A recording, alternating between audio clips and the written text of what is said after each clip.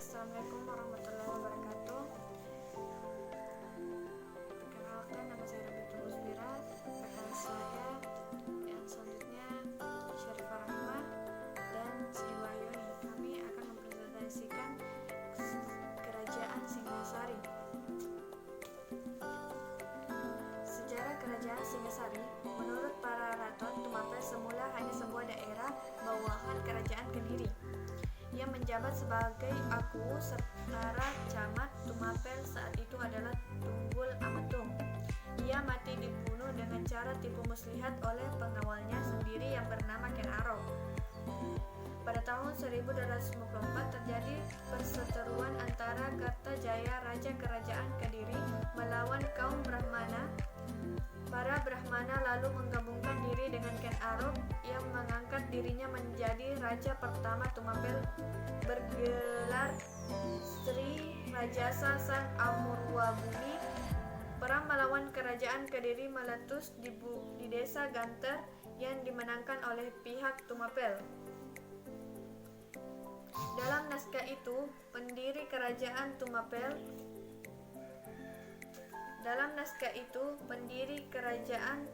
Tumapel bernama Rangga Rajasa Sang Girinata Putra yang berhasil mengalahkan Kartajaya, Raja Kerajaan Kediri.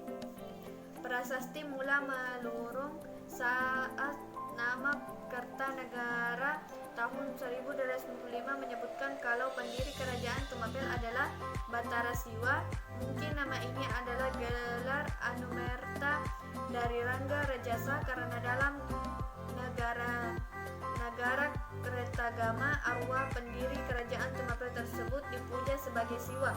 Selain itu, para raton juga menyebutkan bahwa sebelum maju perang melawan Kerajaan Kediri, Ken Arok lebih dulu menggunakan julukan Batara Siwa.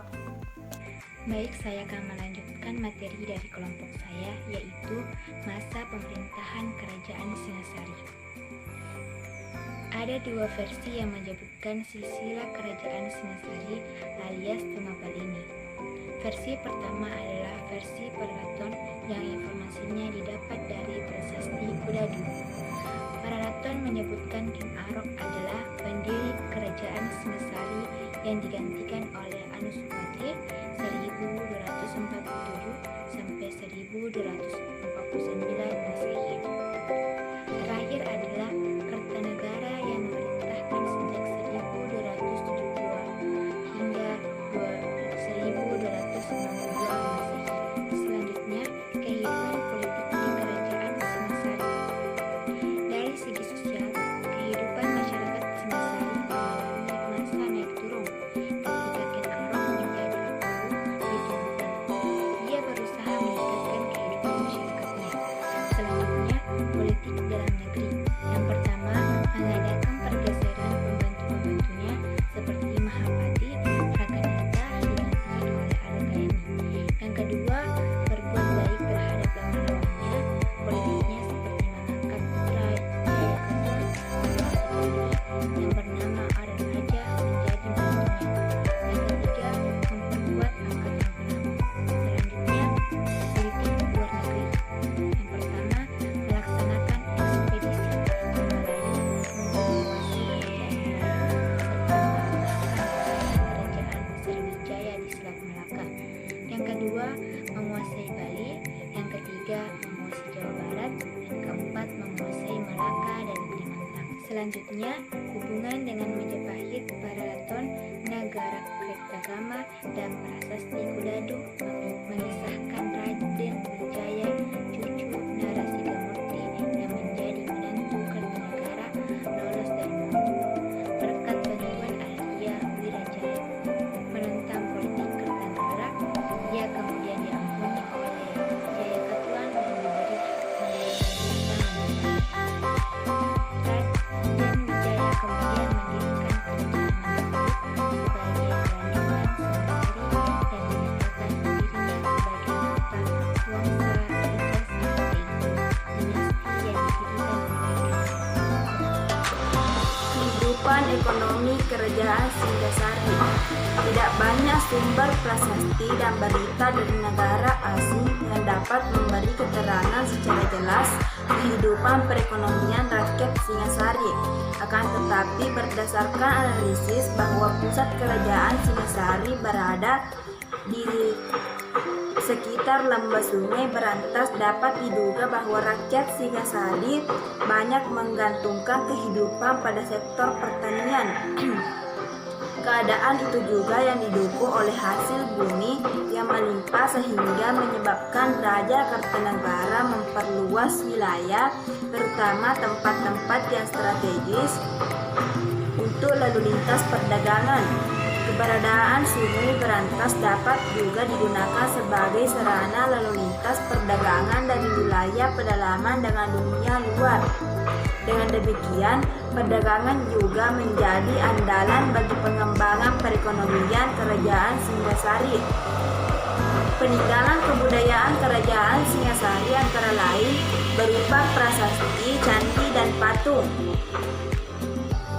Candi peninggalan kerajaan Singasari antara lain Candi Jago, Candi Kidal, dan Candi Singasari.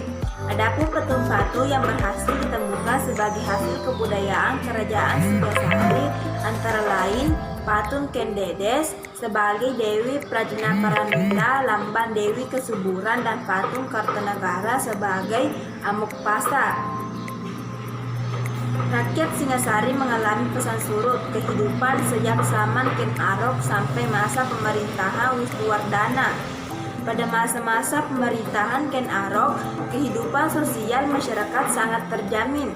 Kemakmuran dan keteraturan kehidupan sosial masyarakat Singasari kemungkinan yang menyebabkan para Brahmana meminta perlindungan kepada Ken Arok atas kekejaman rajanya. Akan tetapi, pada masa pemerintahan Anuspati kehidupan masyarakat mulai terabaikan. Hal itu disebabkan raja sangat gemar menyabung ayam hingga melupakan pembangunan kerajaan. Keadaan rakyat Singasari mulai berangsur-angsur membaik setelah Wisnuwardana naik tahta Singasari. Kemakmuran makin dapat dirasakan rakyat Singasari setelah Kartanagara menjadi raja. Pada masa pemerintahan Kartanagara, kerajaan dibangun dengan baik. Dengan demikian, rakyat hidup aman dan sejahtera. Kehidupan agama kerajaan Singasari. Pada masa pemerintahan Kartanagara terjadi sinkretisme antara agama Hindu dengan Buddha menjadi bentuk Shiva Buddha. Contohnya adalah berkembangnya aliran Tantrayana. Kartanagara sendiri penganut aliran Tantrayana untuk memperluas wilayah dan mencari dukungan dari berbagai daerah terus dilakukan oleh Kartanagara. Pasukan Singasari dikirim ke berbagai daerah, yaitu antara lain pasukan yang dikirim ke Tanah Melayu. Oleh karena itu, keadaan ibu dua kota kerajaan kekuatannya berkurang yang disebabkan oleh pihak-pihak yang tidak senang terhadap kekuasaan Kartanagara. Pihak yang tidak senang itu antara lain Jayakatwang, penguasa Kediri yang berusaha untuk menjatuhkan kekuasaan Kartanagara. Saat yang dinantikan oleh Jayakatwang ternyata telah tiba. Pada saat itu, istana kerajaan Singasari dalam keadaan lemah. Pasukan kerajaan hanya tersisa sebagian kecil. Pada saat itu Kartanagara sedang melakukan upacara keagamaan dengan pesta pora sehingga Kartanagara benar-benar lengah. Secara tiba-tiba, Jayakatwang menyerbu istana Kartanagara. Serangan Jayakatwang dibagi menjadi dua arah. Di bagian utara ada pasukan Kediri untuk memancing pasukan Singasari keluar dari pusat kerajaan, sementara induk pasukan Kediri bergerak dengan menyerang dari arah selatan untuk menghadapi serangan Jayakatwang. Kartanagara mengirimkan pasukan yang ada di bawah pimpinan Raden Wijaya dan Pangeran Ardaraja. Ardaraja adalah anak Jayakatwang dan menantu dari Kartanagara. Pasukan Kediri yang datang dari arah utara dapat dikalahkan oleh pasukan Raden Wijaya, akan tetapi pasukan inti dengan leluasa masuk dan menyerang istana sehingga berhasil menewaskan Kartanagara. Peristiwa ini terjadi pada tahun 1292 Masehi. Raden Wijaya dan pengikutnya kemudian meloloskan diri setelah mengetahui istana kerajaan dihancurkan oleh pasukan Kediri. Sedangkan Ardaraja membalik dengan bergabung dengan pasukan Kediri. Sekian dari kelompok kami. Lebih dan kurangnya mohon dimaafkan. Sekian, wassalamualaikum warahmatullahi wabarakatuh.